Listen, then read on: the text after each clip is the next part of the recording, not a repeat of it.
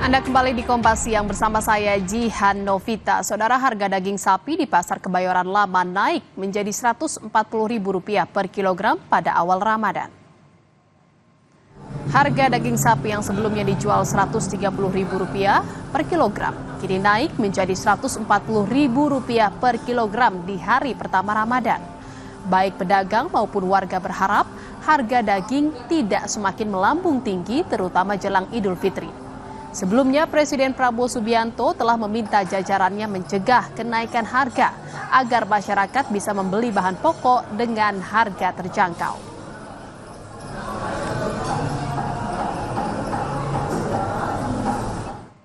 Saudara, Presiden Prabowo Subianto membentuk Badan Penyelenggara Haji atau BPHJ untuk penyelenggaraan ibadah haji mulai tahun depan. Badan ini akan menggantikan fungsi Direktorat Penyelenggaraan Haji dan Umroh PHU Kementerian Agama yang sudah ada.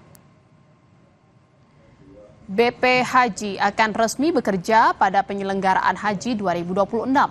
BPHJ akan menggantikan fungsi Direktorat PHU Kementerian Agama.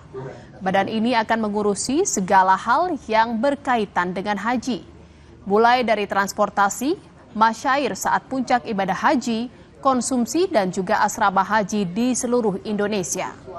Badan ini juga akan merekrut Ditjen PHU untuk bekerja di BPHJ mulai tahun depan.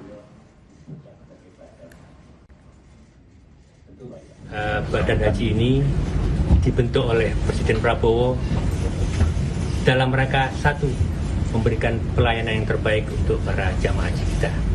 Dan untuk itu walaupun hanya satu, tapi prakteknya di bawah itu banyak hal yang harus kita kerjakan. Bagaimana pelayanan itu berupa kenyamanan, kemudian keamanan, dan juga tentu saja kemakburan haji para jamaah haji kita itu. Di Kemenag itu ada Direktorat Jenderal Pelayanan Haji dan Umroh. Nah, itu yang nanti akan sebagian besar kita pindah ke Badan Haji.